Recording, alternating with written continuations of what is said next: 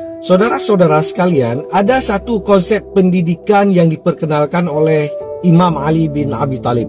Konsep pendidikannya sangat sederhana. Jenius sekali ketika beliau meresume satu pola pendidikan dalam sebuah istilah 7x3. Jadi ada pendidikan untuk anak-anak yang namanya 7x3. Jadi ada 3 fase pendidikan untuk seorang anak yang harus mereka lalui. Yang pertama adalah usia 0 sampai 7 atau 7 tahun pertama, di mana mereka harus diperlakukan sebagai raja, kata beliau. Kemudian 7 tahun kedua yaitu usia 7 sampai 14, di mana mereka harus diperlakukan layaknya seorang tahanan. Baru yang terakhir 7 tahun ketiga yaitu 4 sampai 21, seorang anak diperlakukan sebagai sahabat atau teman. Bagaimana cara kita memahami ini? Oke, baik. Yang pertama, usia 0 sampai 7 tahun pertama, seorang anak itu harus diperlakukan layaknya seorang raja. Jadi selalu dimotivasi, tidak boleh dimarahi, segala egonya harus dipenuhi, karena memang itu usia paling mendasar. Mereka mengembangkan ego-ego atau sifat-sifat alaminya. Kadang-kadang mereka ingin mempertahankan mainannya, barang miliknya tidak boleh diambil oleh orang lain. Kalau meminta sesuatu harus dipenuhi.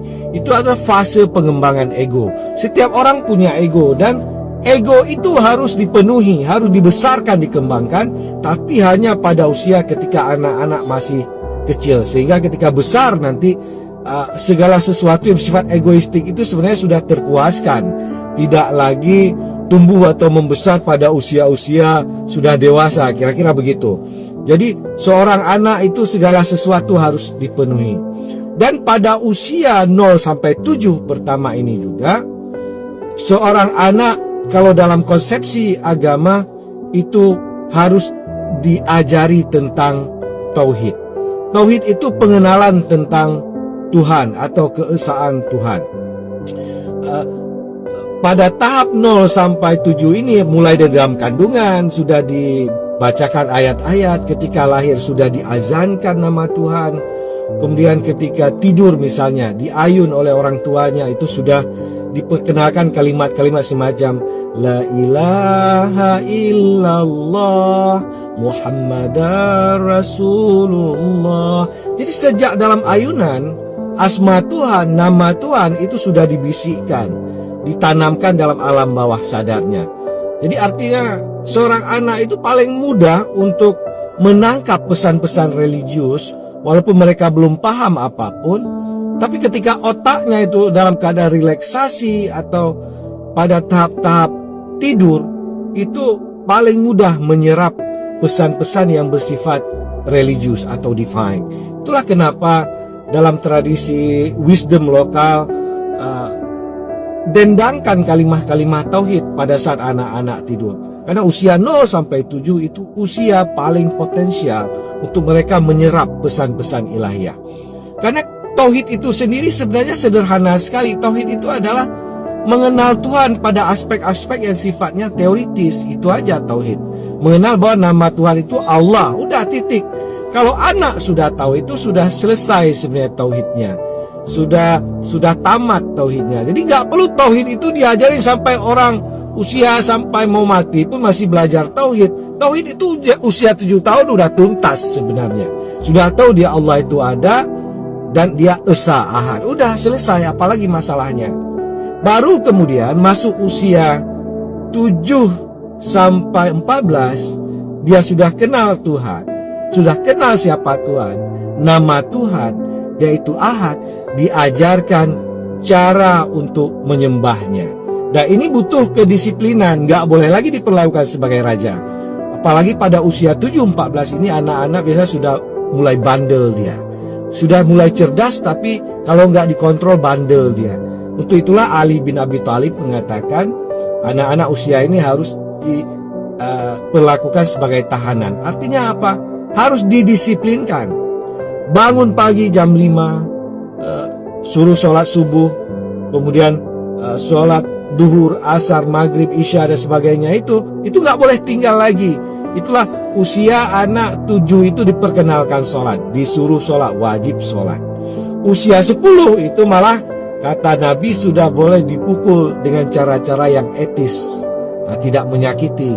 Itu pertanda bahwa memang ini harus diperlakukan sebagai tahanan. Disinilah bagaimana anak-anak dididik adab, praktik-praktik etika, sopan santun. Jika los pada usia ini, maka usia selanjutnya mereka tidak menjadi anak-anak yang kehilangan etiket. Karena itu misalnya di Jepang, usia berapa ya, 2 atau 3 tahun awal sekolah dasar itu tidak diajari teori hafalan macam-macam. Yang didik adalah kedisiplinan, kepatuhan, bagaimana menghormati orang dan sebagainya. Inilah yang harus ditanamkan kepada anak-anak usia 7-14, pola-pola ibadah, menyembah Tuhan yang mereka sudah tahu nama pada usia 7 tahun pertama. Lalu masuk usia 7 tahun yang ketiga, 14-21, disinilah seorang anak sudah menjadi teman diskusi. Rasionalitasnya sudah berkembang, kejiwaannya sudah berkembang. Ini sudah usia akil balik sebenarnya 14-15. Jadi sudah masuk fase yang sangat mendasar dalam periode kehidupannya. Disinilah seorang anak harus diajak berdiskusi, memperkenalkan Tuhan pada aspek yang lebih ma'rifati. Disinilah usia inilah seorang anak harus diperkenalkan kepada yang namanya tarikah. Tarikah itu jalan untuk mengenal Tuhan yang dia hafal namanya, sifatnya, karakternya pada usia 0-7 tahun dan disembah-sembah olehnya walaupun dia tidak pernah melihatnya. Artinya dia sembah secara katakanlah buta. Pada usia 14-21 harus ditunjuki jalan bagaimana dia mengenal, mencapai, terhubung dengan Tuhan yang dia kenal dan sembah-sembah itu. Usia inilah seorang anak harus mulai masuk gua Hira untuk berzikir sehingga secara iluminatif jiwanya itu bisa terhubung dengan wujud yang nama sudah dikenal dan siang malam dia sembah-sembah itu. Usia inilah seorang anak harus sampai pada level konfirmatif dalam bertuhan. Inilah pendidikan yang tertinggi. Inilah pendidikan ditempuh oleh Muhammad.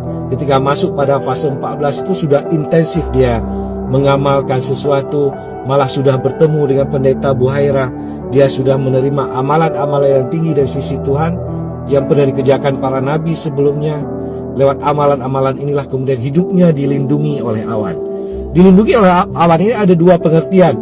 Bisa jadi secara langsung itu memang awan menutup dia dari panas atau terik, tapi makna kedua itu bahwa hidupnya sudah berada dalam kapsul kalimah, sudah terlindungi dari gangguan, sudah diproteksi oleh Tuhan karena kalimah itu sudah melekat dalam dirinya, sudah hadir Tuhan lewat amalan-amalan sufistik yang dia lakukan itu. Di sini nanti akan mengetahui bahwa Tuhan itu memang secara hakikat bisa dia ajak berkomunikasi, sehingga Tuhan yang awalnya nama lalu disembah-sembah secara syariat, kemudian pada level tarikat, makrifat, hakikat dan makrifat itu betul-betul konfirmatif wujudnya, dan itu betul-betul membentuk sosok yang memang sosok-sosok yang spiritualis. Jadi sebenarnya usia 0-7 tahun itu belum sekolah udah diajarkan nama Tuhan, selesai tauhid.